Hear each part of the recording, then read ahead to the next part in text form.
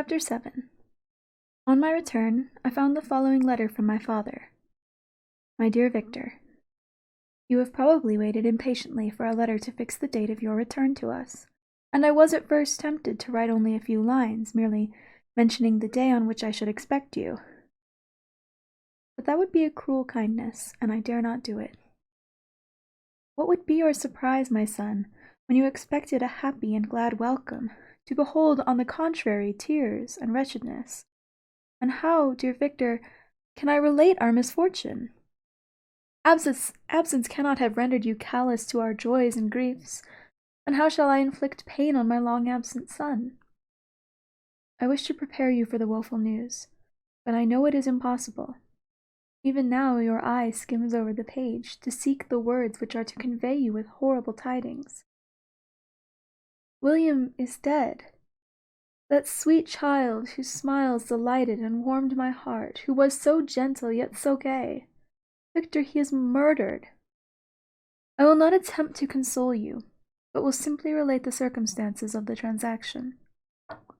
Last Thursday, May 7th, I, my niece, and your 2 brothers went to walk in Plain Palais.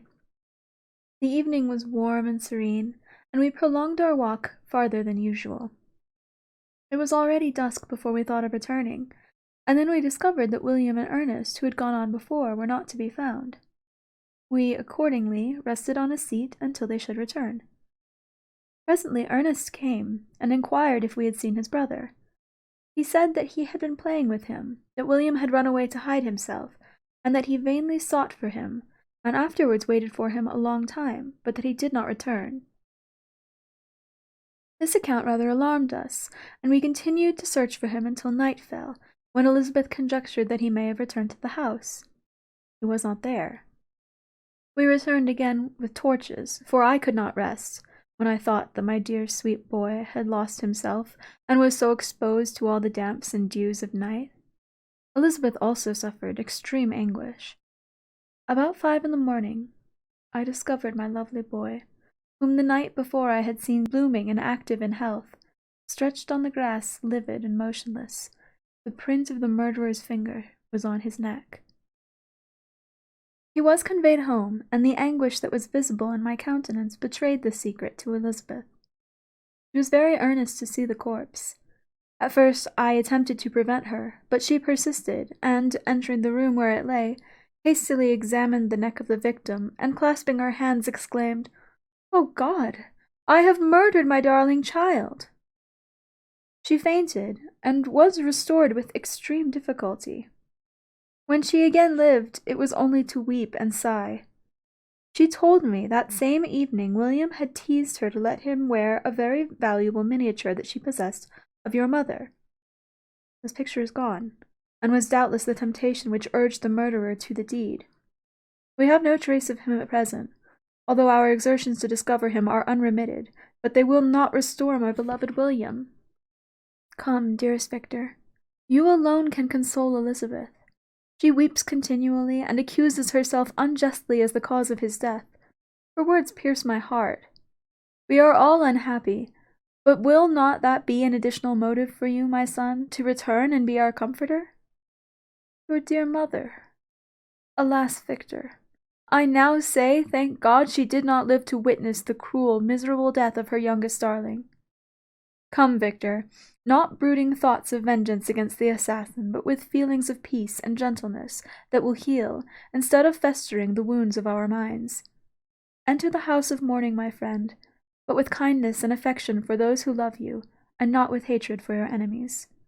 Your affectionate and afflicted father, Alphonse Frankenstein, Geneva, May 12th. Clerval, who had watched my countenance as I read this letter, was surprised to observe the despair that succeeded to the joy I first expressed on receiving news from my friends. I threw the letter on the table and covered my face with my hands. "My dear Frankenstein," exclaimed Henry, when he perceived me to weep with bitterness, "are you always to be unhappy? My dear friend, what has happened?" I motioned to him to take up the letter, while I walked up and down the room in extremest agitation. Tears also gushed from the eyes of Clerval as he read the account of my misfortune. "I can offer you no consolation, my friend," said he. Your disaster is irreparable. What do you intend to do? To go instantly to Geneva. Come with me, Henry, to order the horses. During our walk, Clerval endeavored to say a few words of consolation. He could only express his heartfelt sympathy. Poor William, said he. Dear, lovely child, now he sleeps with his angel mother. Who that had seen him bright and joyous in his young beauty, but must weep over his untimely loss? To die so miserably, to feel the murderer's grasp? How much more a murderer that could destroy such a radiant innocence? Poor little fellow! One only consolation have we. His friends mourn and weep, but he is at rest. The pang is over. His sufferings are at an end forever.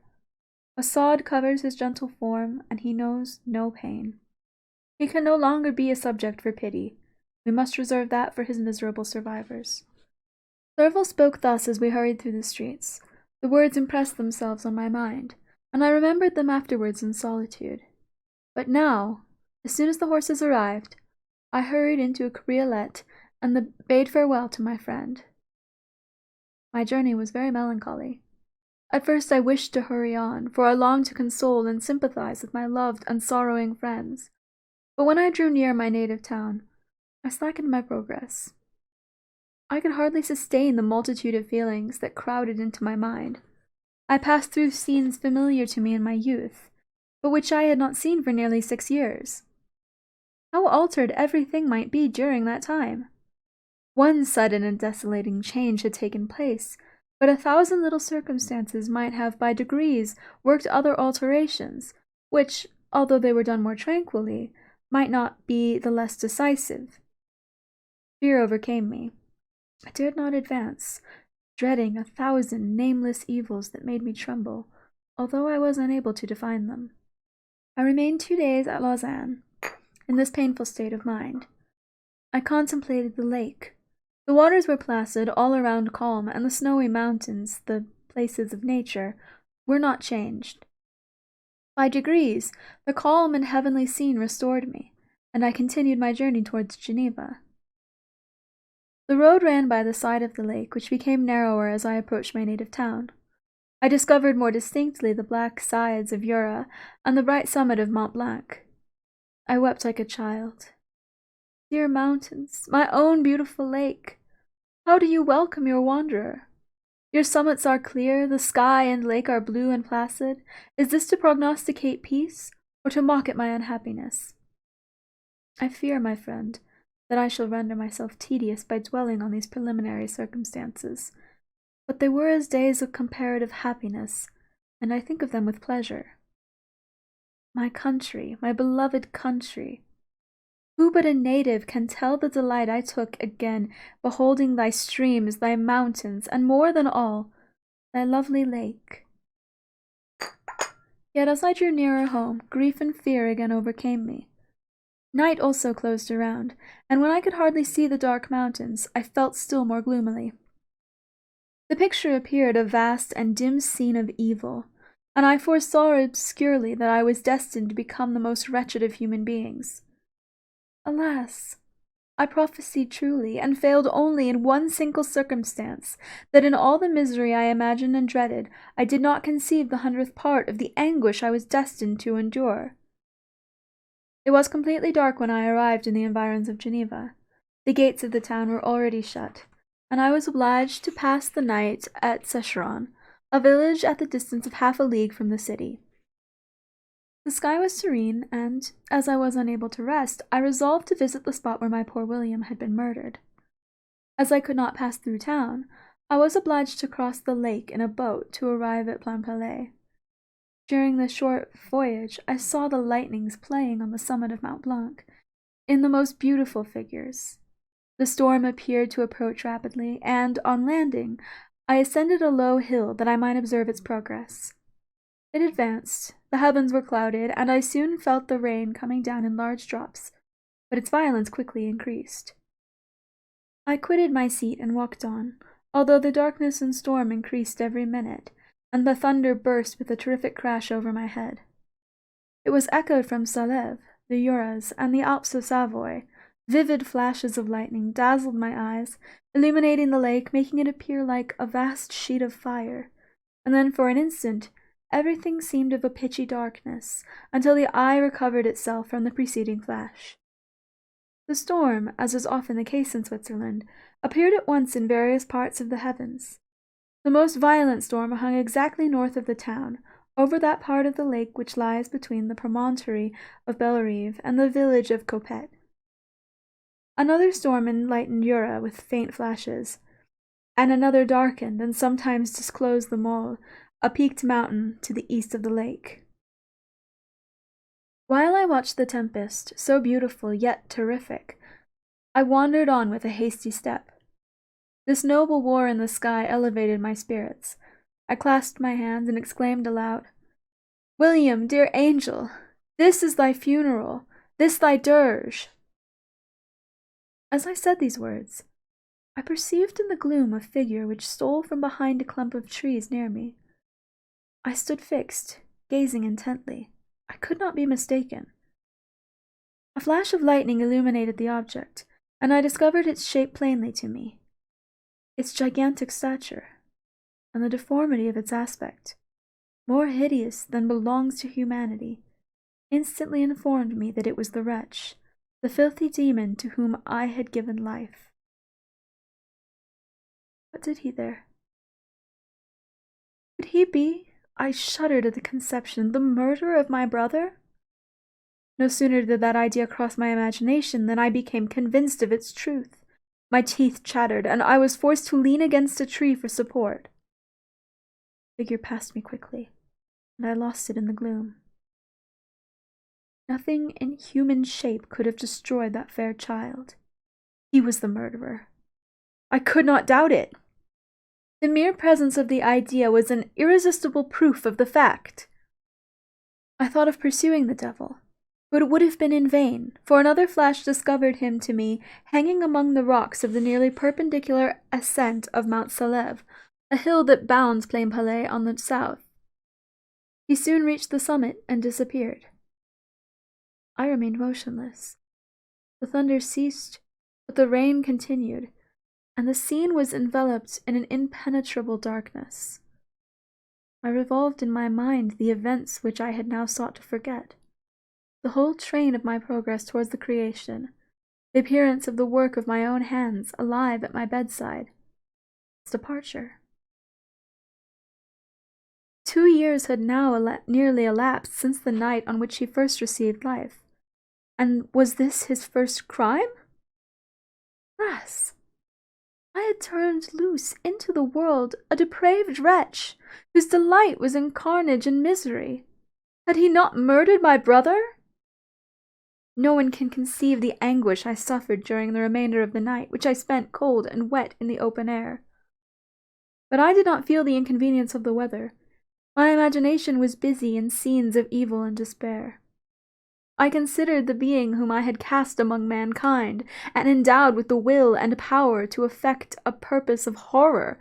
Such is the deed which he had now done, nearly in the light of my own vampire, my own spirit let loose from the grave, and forced to destroy all that was dear to me.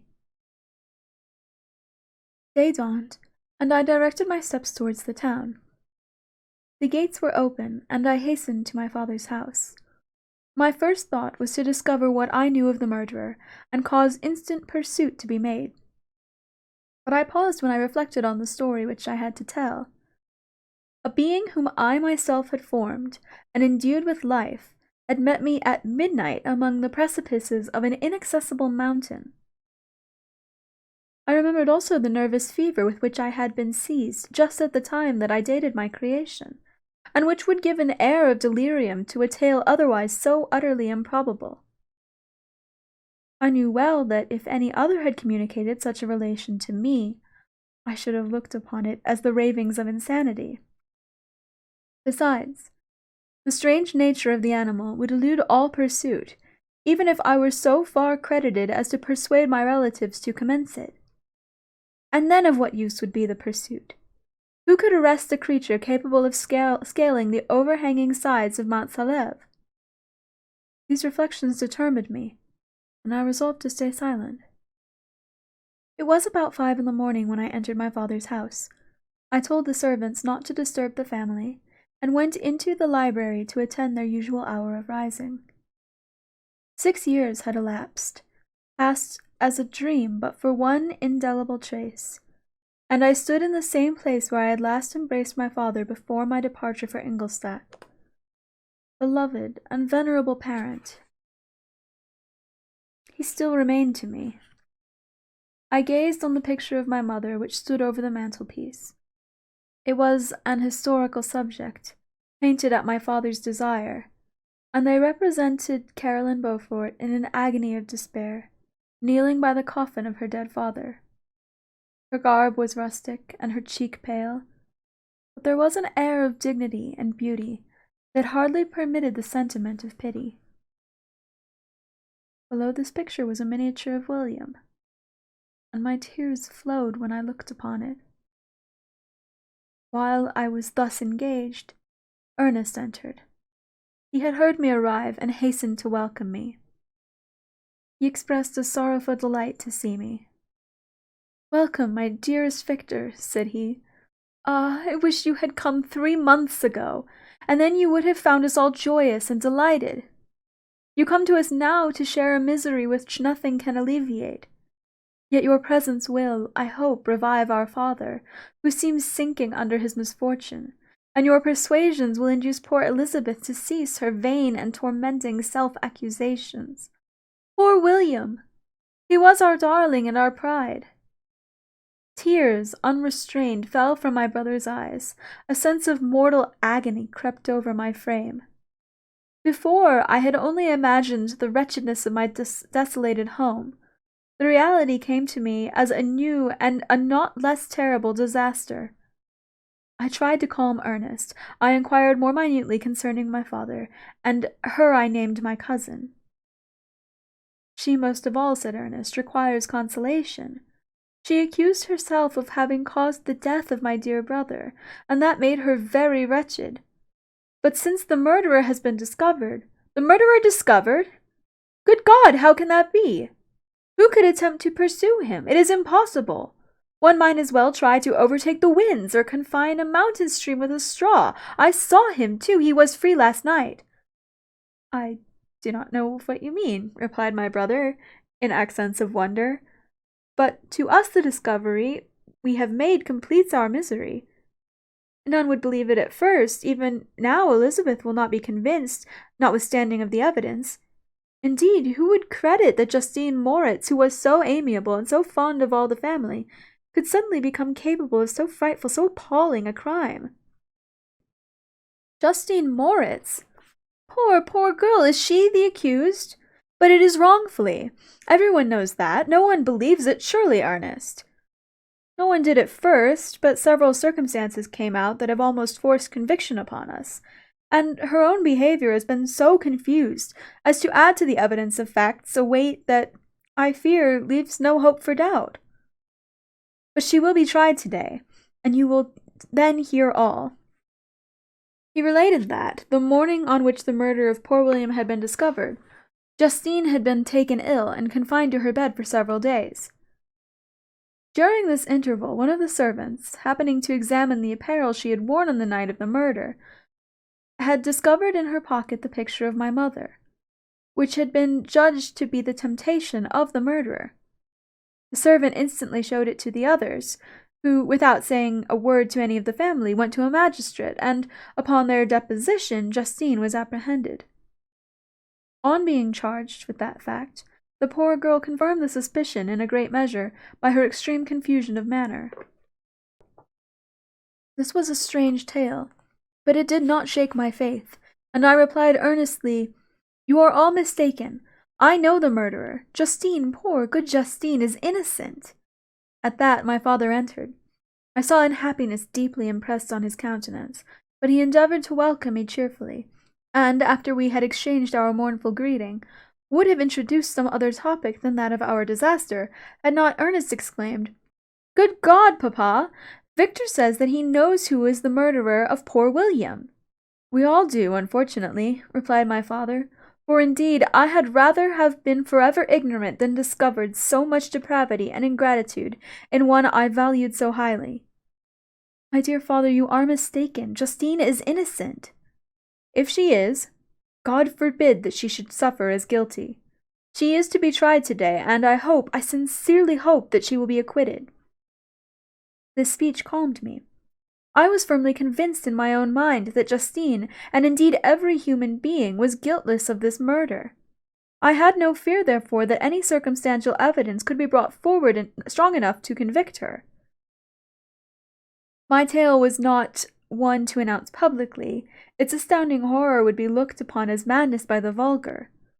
Did anyone indeed exist except I, the Creator, who would believe, unless his senses convinced him, in the existence of the living monument of presumption and rash ignorance which I had let loose upon the world?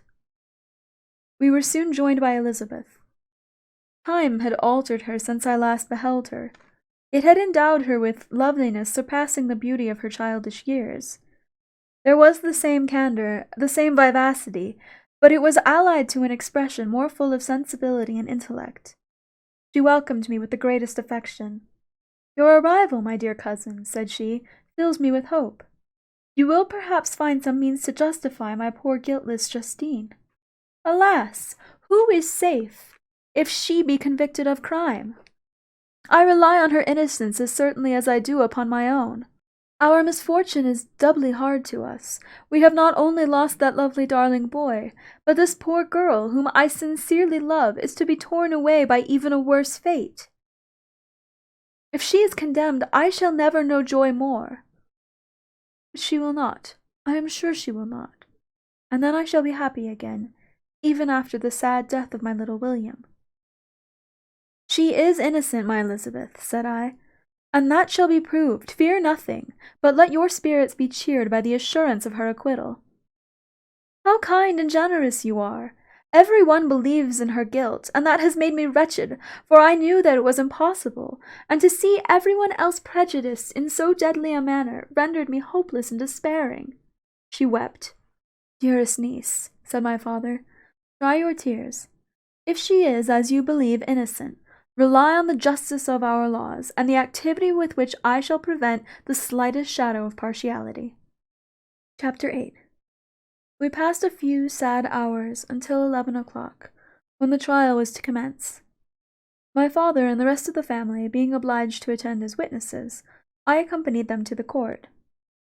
During the whole of this wretched mockery of justice, I suffered living torture.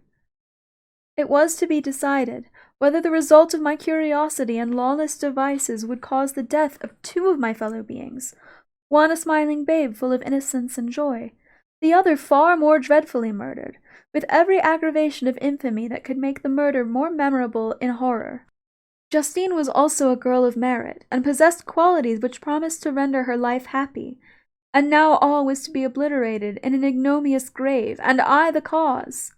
1,000 times rather would I have confessed myself guilty to the crime ascribed to Justine, but I was absent when it was committed, and such a declaration would have been considered as the ravings of a madman, and would not have exculpated her who suffered through me. The appearance of Justine was calm. She was dressed in mourning, and her countenance, always engaging, was rendered by the solemnity of her feelings exquisitely beautiful. Yet she appeared confident in innocence, and did not tremble, although gazed on and execrated by thousands, for all the kindness which her beauty might otherwise have excited was obliterated in the minds of the spectators by the imagination of the enormity she was supposed to have committed. She was tranquil, yet her tranquillity was evidently constrained, and as her confusion had before been adduced as proof of her guilt, she worked up her mind as to an appearance of courage. When she entered the court, she threw her eyes round it, and quickly discovered where we were seated. A tear seemed to dim her eye when she saw us, but she quickly recovered herself, and a look of sorrowful affection seemed to attest her utter guiltlessness. The trial began, and, after the advocate against her had stated the charge, several witnesses were called. Several strange facts combined against her, which might have staggered anyone who had not such proof of her innocence as I had. She had been out the whole of the night on which the murder had been committed, and towards morning she had been perceived by a market woman, not far from the spot where the body of the murdered child had afterwards been found. The woman asked her what she did there, but she looked very strangely, and only returned a confused and unintelligible answer. She returned to the house around 8 o'clock, and when one inquired where she had passed the night, she replied that she had been looking for the child, and demanded earnestly if anything had been heard concerning him. When shown the body, she fell into violent hysterics, and kept her bed for several days. The picture was then produced, which the servant had found in her pocket, and when Elizabeth, in a faltering voice, proved that it was the same which, an hour before the child had been missed, she had placed round his neck, a murmur of horror and indignation filled the court. Justine was called on for her defense. As the trial had proceeded, her countenance had altered. Surprise, horror, and misery were strongly expressed. Sometimes she struggled with her tears, but when she was desired to plead, she collected her powers and spoke in an audible, although variable voice. God knows, she said, how entirely I am innocent. But I do not pretend that my protestations should acquit me. I rest my innocence on a plain and simple explanation of the facts which have been adduced against me, and I hope that the character I have always borne will incline my judges to a favorable interpretation, where any circumstance appears doubtful or suspicious. She then related that, by the permission of Elizabeth, she had passed the evening of the night on which the murder had been committed at a house of an aunt in Chêne, a village situated about a league from Geneva. On her return, about 9 o'clock, she met a man, who asked her if she had seen anything of the child who was lost. She was alarmed by this account, and passed several hours in looking for him, when the gates of Geneva were shut, and she was forced to remain several hours of the night in a barn belonging to a cottage, being unwilling to call up the inhabitants, to whom she was well known. Most of the night she spent here watching. Towards morning she believed that she slept for a few minutes. Some steps disturbed her, and she awoke. It was dawn, and she quitted her asylum, that she might again endeavour to find my brother. If she had gone near the spot where his body lay, it was without her knowledge. That she had been bewildered when questioned by the market woman was not surprising, since she had passed a sleepless night, and the fate of poor William was yet uncertain. Concerning the picture she could give no account. I know, continued the unhappy victim, how heavily and fatally this one circumstance weighs against me, but I have no power of explaining it, and when I have expressed my utter ignorance, I am only left to conjecture concerning the probabilities by which it might have been placed in my pocket. And surely none would have been so wicked as to destroy me wantonly. Did the murderer place it there? I know of no opportunity afforded him for doing, or, if I had, why should he have stolen the jewel to part with it again so soon? I commit my cause to the justice of my judges, yet I see no room for hope. I beg permission to have a few witnesses examined concerning my character, and if their testimony shall not outweigh my supposed guilt, I must be condemned, although I would pledge my salvation on my innocence. Several witnesses were called, who had known her for many years, and they spoke well of her, but fear and hatred of the crime of which they supposed her guilty rendered them more timorous, and unwilling to come forward. Elizabeth saw even this last resource, her excellent dispositions and irreproachable conduct, about to fail the accused, when, although violently agitated, she desired permission to address the court. I am, said she, the cousin of the unhappy child who was murdered, or rather his sister, for I was educated by and have lived with his parents ever since and even long before his birth. It may therefore be judged indecent for me to come forward on this occasion.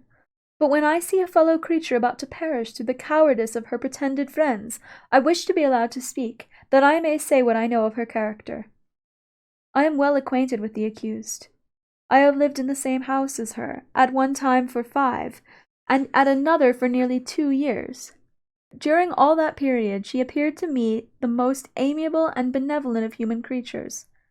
She nursed Madame Frankenstein, my aunt, in her last illness, with the greatest affection and care, and afterwards attended her own mother during a tedious illness, in a manner that excited the admiration of all who knew her, and after which again she lived in my uncle's house, where she was beloved by all of the family. She was warmly attached to the child who is now dead, and acted towards him like a most affectionate mother. For my own part, I do not hesitate to say that, notwithstanding all the evidence produced against her, I believe and rely on her perfect innocence. She had no temptation for such an action. As to the bauble on which the chief proof rests, if she had so earnestly desired it, I should have willingly given it to her. So much do I esteem and value her. A murmur of approbation followed Elizabeth's simple and powerful appeal, but it was excited by her generous interference, not in favor of poor Justine, on whom the public indignation was turned with renewed violence, charging her with the blackest ingratitude. She herself wept as Elizabeth spoke, but she did not answer. My own agitation and anguish was extreme during this trial. I believed in her innocence. I knew it. Could the demon who had, I did not for a minute doubt, murdered my brother, also in this hellish sport have betrayed the innocent to death and ignominy? I could not sustain the horror of my situation, and when I perceived that the popular voice, the countenances of the judges, had already condemned my unhappy victim, I rushed out of the court in agony. The tortures of the accused did not equal mine. She was sustained by innocence, but the fangs of remorse tore my bosom and would not forego their hold. I passed a night of unmingled wretchedness. In the morning I went to the court. My lips and throat were parched. I dared not ask the fatal question, but I was known, and the officer guessed the cause of my visit. The ballots had been thrown. They were all black, and Justine was condemned. I cannot pretend to describe what I then felt. I had before experienced sensations of horror, and I have endeavored to bestow upon them adequate expressions, but words cannot convey an idea of the heart-sickening despair I then endured. The person to whom I addressed myself added that Justine had already confessed her guilt. That evidence, he observed, was hardly required in so glaring a cause, but I am glad of it, and indeed none of our judges like to condemn a criminal based on circumstantial evidence, be it ever so decisive. This was a strange and unexpected intelligence. What could it mean? Had my eyes deceived me? And was I really as mad as the whole world would believe me to be if I disclosed the object of my suspicions? I hastened to return home, and Elizabeth eagerly demanded the result. "My cousin," replied I, "it is decided as you may have expected. All judges had rather that 10 innocent lives should suffer, that 1 guilty should escape. But she has confessed." This was a dire blow to poor Elizabeth, who had relied with firmness upon Justine's innocence. "Alas," said she, "how shall I ever again believe in human goodness? Justine, whom I loved and esteemed as my sister, how could she put on those smiles of innocence only to betray? Her mild eyes seemed incapable of any severity or guile, and yet she has committed a murder." Soon after, we heard that the poor victim had expressed a desire to see my cousin. My father wished her not to go, but said that he left it to her own judgment and feelings to decide. "Yes," said Elizabeth, "I will go, although she is guilty, and you, Victor, shall accompany me. I cannot go alone." The idea of this visit was torment to me, yet I could not refuse. We entered the gloomy prison chamber and beheld Justine sitting on some straw at the farthest end. Her hands were manacled, and her head rested on her knees. She rose on seeing us enter, and when we were left alone with her, she threw herself at the feet of Elizabeth, weeping bitterly. My cousin wept also. "Oh, Justine," said she, "why did you rob me of my last consolation? I relied on your innocence, and although I was then very wretched, I was not so miserable as I am now." "And do you also believe that I am so very, very wicked? Do you also join with my enemies to crush me, to condemn me as a murderer?" Her voice was suffocated with sobs. "Rise, my poor girl," said Elizabeth. "Why do you kneel if you are innocent? I am not one of your enemies. I believed you guiltless, notwithstanding every evidence, until I heard that you had yourself declared your guilt. That report, you say, is false. And be assured, dear Justine, that nothing can shake my confidence in you for a moment but your own confession. I did confess, but I confessed a lie. I confessed that I might obtain absolution, but now that falsehood lies heavier at my heart than all my other sins. The God of heaven forgive me. Ever since I was condemned, my confessor has besieged me. He threatened and menaced until I almost began to think I was the monster he said I was. He threatened excommunication and hellfire in my last minutes if I continued obdurate. Dear lady, I had none to support me. All looked on me as a wretch doomed to ignominy and perdition. What could I do? In an evil hour I subscribed to a lie, and now only am I truly miserable. She paused, weeping, then continued. I thought with horror, my sweet lady, that you should believe your Justine, whom your blessed aunt has so highly honoured, and whom you loved, was a creature capable of doing a crime which none but the devil himself could have perpetrated. Dear William! Dearest, blessed child! I soon shall see you again in heaven, where all shall be happy, and that consoles me, going as I am to suffer ignominy and death. Oh, Justine, forgive me for having for one moment distrusted you. Why did you confess? But do not mourn, sweet girl, do not fear. I will proclaim, I will prove your innocence. I will melt the stony hearts of your enemies by my tears and prayers. You shall not die. You, my playfellow, my companion, my sister, perish on the scaffold. No! No! I could never survive so horrible a misfortune. Justine shook her head mournfully. I do not fear to die, she said. That pang is past. God raises my weakness and gives me the courage to endure the worst. I leave a sad and bitter world, and if you remember me, think of me as one unjustly condemned. I am resigned to the fate awaiting me. Learn from me, dear lady, to submit in patience to the will of heaven. During this conversation I had retired to a corner of the prison room, where I could conceal the horrid anguish that possessed me. Despair! Who dared talk of that? The poor victim who on the morrow was to pass the awful boundary between life and death felt not as I did, such deep and bitter agony. I gnashed my teeth and ground them together, uttering a groan that came from my inmost soul. Justine started. When she saw who it was, she approached me and said, Dear sir, you are very kind to visit me. You, I hope, do not believe that I am guilty? I could not answer. No, Justine, said Elizabeth. He is more convinced of your innocence than I was, for even when he heard that you had confessed, he did not credit it. I truly thank him. In these last moments, I feel the sincerest gratitude towards those who think of me with kindness. How sweet is the affection of others to such a wretch as I am! It removes more than half of my misfortune, and I feel as if I could die in peace, now that my innocence is acknowledged by you, dear lady, and your cousin. Thus the poor sufferer tried to comfort others and herself. She indeed gained the resignation she desired, but I, the true murderer, felt the never-dying worm alive in my bosom, which allowed of no hope or consolation. Elizabeth also wept, and was unhappy, but hers also was the misery of innocence, which, like a cloud that passes over the fair moon, for a while hides, but cannot tarnish its brightness. Anguish and despair had penetrated into the core of my heart. I bore a hell within me, which nothing could extinguish.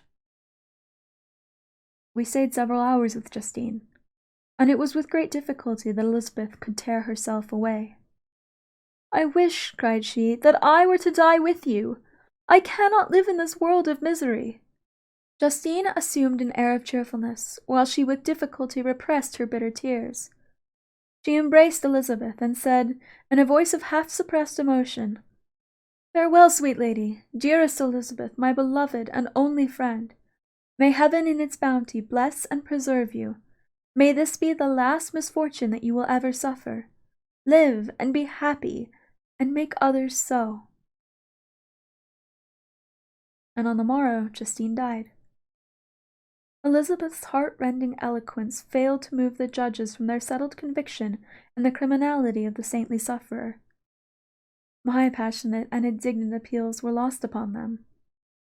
And when I received their cold answers, and heard the harsh, unfeeling reasoning of these men, my purposed avowal died away on my lips. Thus I might proclaim myself a madman, but not revoke the sentence passed among my wretched victim. He perished on the scaffold as a murderess. From the torments of my own heart, I turned to contemplate the deep and voiceless grief of my Elizabeth. This also was my doing, and my father's woe, and the desolation of that late so smiling home. All was the work of my thrice accursed hands. Ye weep, unhappy ones, but these are not your last tears. Again shall you raise the funeral wail, and the sound of your lamentations shall again and again be heard.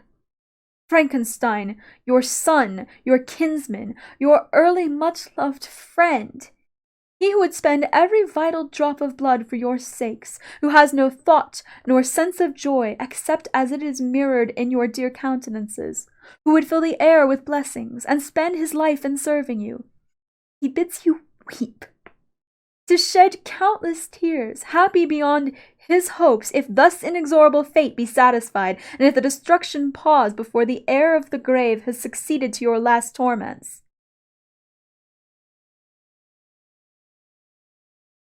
Thus spoke my prophetic soul, as, torn by remorse, horror, and despair, I beheld those I loved spend in vain sorrow upon the graves of William and Justine, the first hapless victims to my unhallowed arts.